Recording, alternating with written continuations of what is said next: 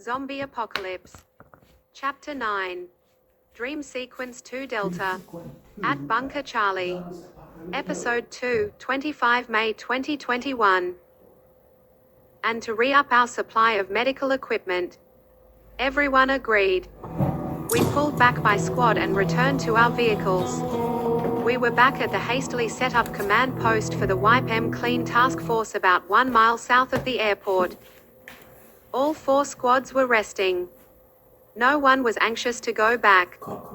The entire airport was infested with those afflicted things. Some mad North Korean scientists had managed to turn the entire airport into a biohazardous human zombie experiment that had led to the next level. Zombie apocalypse. Whatever they had done to the test subjects had turned them into zombies, starved for warm flesh and blood. But whoever they were and whatever they had done create those afflicted things, we all realized that it would be harder than we thought to ensure the survival of humankind. Several days later, we and the same 3 squads went back to pick up where we had left off. The first squad was 1 trooper short. But we had to clear out the afflicted things at all costs. The first squad moved into the entrance after tossing in several flashbangs. The troopers were wearing visors that enabled them to see through the thick smoke. All 3 squads disappeared in the chaos. HK Guy led us with his shotgun at the ready. The 6 medics followed, and I covered the rear. HK Guy continued on course, which meant that all 3 squads had moved farther into the hallway. LT was noiseless for the first 15 minutes, then a barrage of gunshots erupted, along with yelling and shouting. A trooper screamed, "Steady and fire." A few seconds later, another trooper yelled, "Suppress fire and pull back by squad." A female soldier yelled, "Medics." The leader of the 3rd squad yelled, "We need medics." The lead medic replied, "On our way." HK Guy led, followed by the 6 medics with me bringing up the rear. We arrived at the scene less than a minute later to find that there were a number of afflicted things stacked up to ceiling, whitl parts of their bodies ripped off. The 3 squads had annihilated these afflicted things, but now the supply of ammunition for their main weapons had dried up. They were using their sidearms. Sidearm had the capacity for 27 rounds tops, and the troopers were using up that ammunition fast. Other soldiers were dragging their injured comrades over to us. All 6 medics went to work with HK Guy's oversight. The vast majority of the wounds were burns from the AC blood. If there were no bite marks, then it was possible to treat the wounded. All 3 leaders agreed to pull back to regroup and resupply the squads with ammo. Some of the troopers were limping, and others with more severe injuries were being carried by their comrade. Once the last injured trooper had been loaded into the medic's Hummer, once the troopers were their Hummers, we all roared out, arriving at the makeshift compound in less than 5 minutes. A few hours later, HK Guy and Andy were at the screened-off area in the medic tent. The lead medic and other medics were busy treating the wounded troopers. Almost all the injuries were burns from the afflicted thing's acid blood. The soldiers' clothes had been burned through. Many of them severe burns on their skin burns.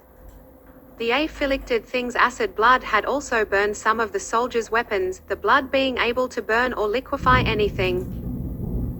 Several days went by, and the task force bigwigs hadn't released us or the 3 other combat squads to return to the task of clearing the hospital of afflicted things.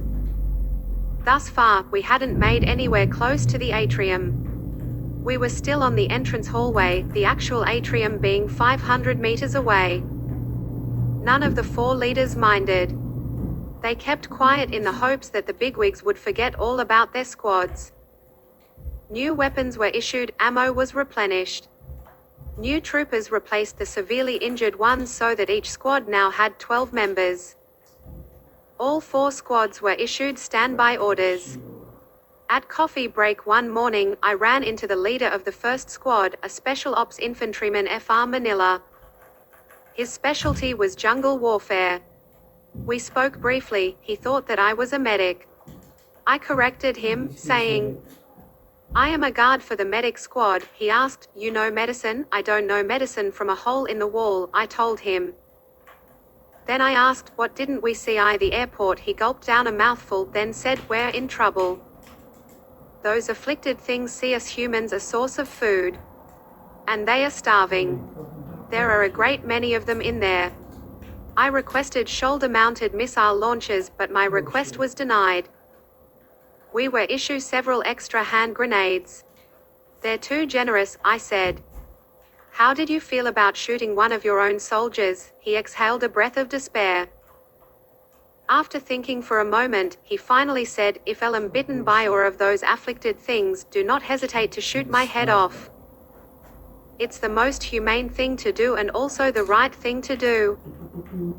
Not to mention that it is the most compassionate thing to do. Had the fallen soldier not been reanimated, would your refusal to let her be shot have stood? I asked. Absolutely, he said immediately. What happened to the compassionate thing and the right thing to do? I asked.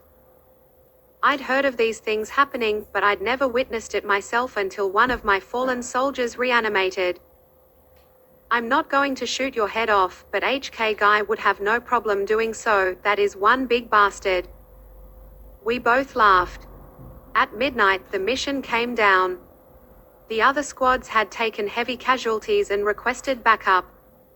The moment we arrived, we were greeted by panic-stricken medics and soldiers.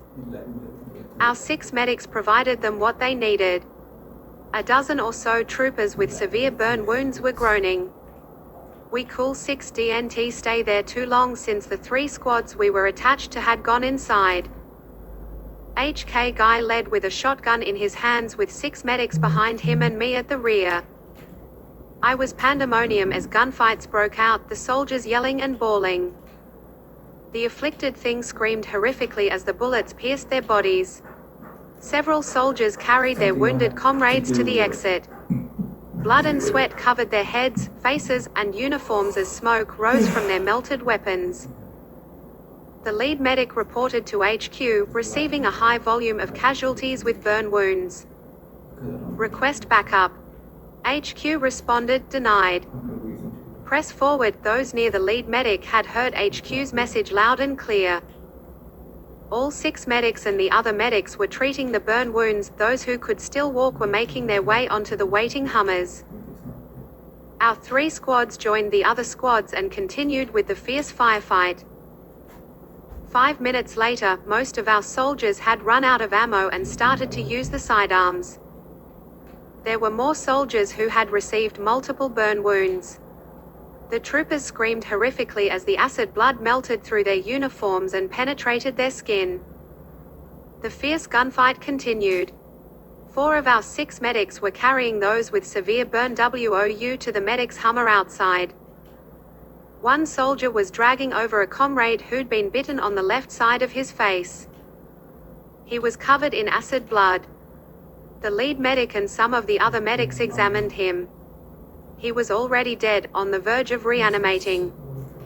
The lead end medic signaled for HK guy to proceed, using the protocol for such an event.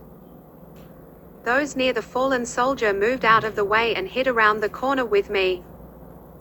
HK guy loaded his 12-gauge shotgun and fired 1 shell at the deceased's head. Miniature pieces of skull and brain matter splattered everywhere. All the squad leaders ordered everyone to pull back.